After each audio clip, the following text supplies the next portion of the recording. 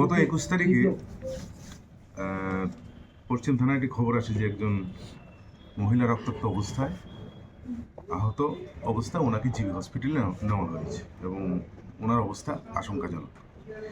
সেই খবরের ভিত্তিতে পশ্চিম থানার ওসি এবং রামনগর ফাঁড়ির ওসি ওনারা ওই জায়গায় ঘটনাস্থলে যান এবং ঘটনার বিস্তারিত তথ্য নিতে থাকেন এবং মহিলাকে হসপিটালে যাওয়ার পর জিবি হসপিটালে যে অবস্থা পাওয়া যায় ওনার সাথে কথা বলার মতো অবস্থা ছিল না, উনি সংজ্ঞাহীন ছিলেন, যার জন্য ওনার আঘাতের সঠিক কী ঘটনা সেটা আমরাও পরিষ্কার হতে পারিনি। তো যখন ঘটনাস্থল পরিদর্শন করা হয় তখন পরিদর্শন করে ঘরের মেঝেতে কিছু রক্ত পাওয়া যায় এবং মেঝেতে এবং উপরে একটা পাশে একটা বিছানা ছিল, সেখানে বিছানার মধ্যে একটা বালিশ, ওটাতেও কিছু রক্ত ছিল। তো ফরেন্সিক যে টিম আছে আমাদের, সঙ্গে সঙ্গে টিমকে খবর দেওয়া হলো, আমিও ছিলাম স্পটে। তো আমরা সব কিছু মিলিয়ে যতটুকু দেখলাম যে মানে টোটাল বিষয়টা একটু সন্দেহজনক আমাদের কাছে মনে হতে লাগে। পরবর্তী সময়ে ওনার মেয়ে বুলটি দেব ওর সাথে কথা বলার পর ওর যা বক্তব্য তাতে যে অজ্ঞাত পরিচয় দুষ্কৃতিকারীরা বাড়িতে ঢুকে ওনার মাকে মাথায় আঘাত করে ওনার সোনার জিনিসগুলো নিয়ে গেছে। তো এই হচ্ছে ওনার মূল বক্তব্য। তখনও মহিলা জীবিত ছিল জিবি হসপিটাল। তো পশ্চিম থানার ওসি রানা চ্যাটার্জি এবং রামনগর ওসি শুভেন্দু দাস ওনারা আশেপাশে যে বাড়িঘর ছিল সবখানে ওনারা কথাবার্তা বলেন, সবার সাথে আলোচনা করে সব কিছু যা তথ্য নেওয়ার সেটা নেওয়া হচ্ছিল। সেই মুহূর্তে আমাদের চোখে যেটা প্রথমে ধরা পড়ে যে গলার হার নেওয়ার সাথে কানের যে জিনিসগুলি ছিল সেগুলি নেয়নি, আংটিও নেয়নি, হাতের শাখা যেই সোনার যে শাখাগুলি ছিল যেগুলো দেখছেন পলারগুলি ওগুলো নেয়নি।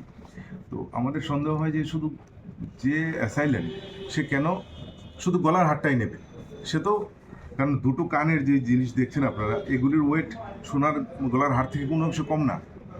তো আমরা এই প্রশ্নগুলি তখন করি এবং বিশেষ করে কেসের আয়ু এবং পশ্চিম থানার ওসি ওনারা জিজ্ঞাসাবাদ করতে থাকেন।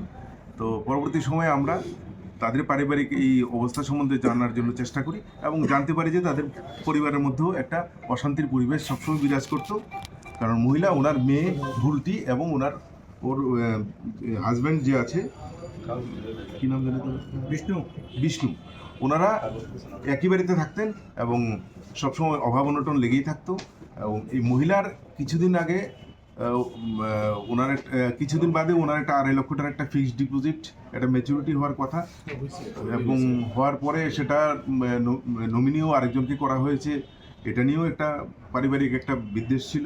এবং ওনার যে মেয়ের জামাই বিষ্ণু ওরও একটা স্কুটির ডিমান্ড ছিল। তো সব কিছু মিলিয়ে পরিবারের মধ্যে একটা ঝগড়াটে পরিবেশ ছিল।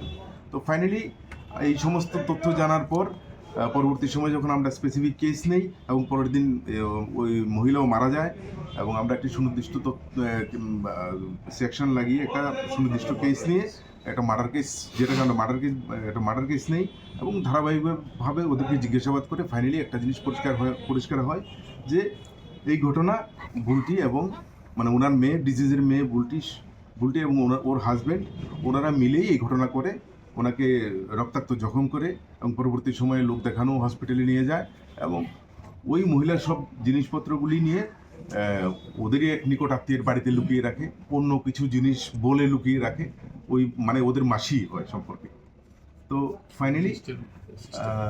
ফাইনালি পশ্চিম থানার ওসি এবং ওনাদের এই যে ইন্টারোগেশন টিমটা বানানো হয়েছিল ওদের জিজ্ঞাসাবাদের ফলে তারা সমস্ত সত্য ঘটনা খুলে বলে এবং এক্সিকিউটিভ ম্যাজিস্ট্রেটের প্রেজেন্সে সমস্ত সোনার জিনিসগুলি উদ্ধার করা হয় এবং ওদেরকে পুলিশ রিমান্ডে আনা হচ্ছে।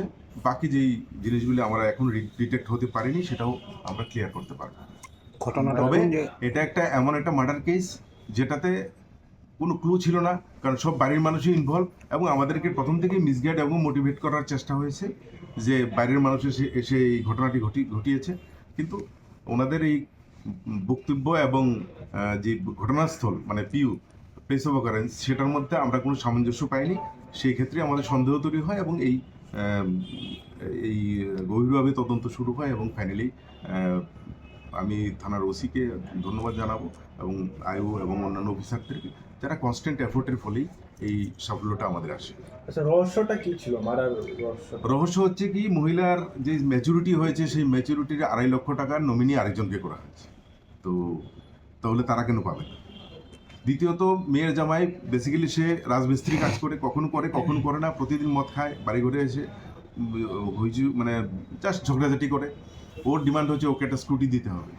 তো অভাবের সংসারের মধ্যে যদি এই ধরনের ঘটনা ঘটে এবং এই উচ্ছৃঙ্খলতা, মেয়ের জামাইয়েরও একটা উচ্ছৃঙ্খল, তো সব কিছু মিলিয়ে ওরা মহিলাকে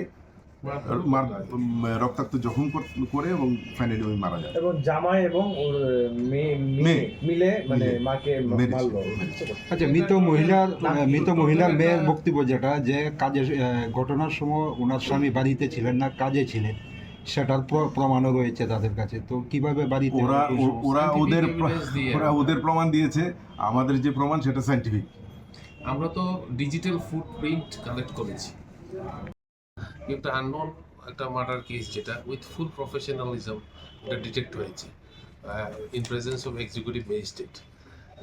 এখানে আপনার উইথ ফুল প্রুফ আমরা যেই জিনিসগুলি বলেছিল নিয়েছে, সবগুলি জিনিস আপনাদের সামনে এখানে আমরা রিকভারি করে দেখাচ্ছি। প্লাস এগুলি তাদের ডিজিজের রিলেটিভরা আইডেন্টিফাই করেছে, প্লাস ডিজিজের যে ফটো আছে আমাদের কাছে, এইখানেও সবগুলি জিনিস আছে, যেগুলি জিনিস তারা দাবি করেছিল যে এখানে কমপ্লেনেন্ট নিয়ে গেছে। এটা একটা ইউনিক কেস যেখানে কমপ্লেনেন্টই একিউজড হয়েছে। দ্য ফুল প্রফেশনালিজম আমরা প্রুভ করেছি।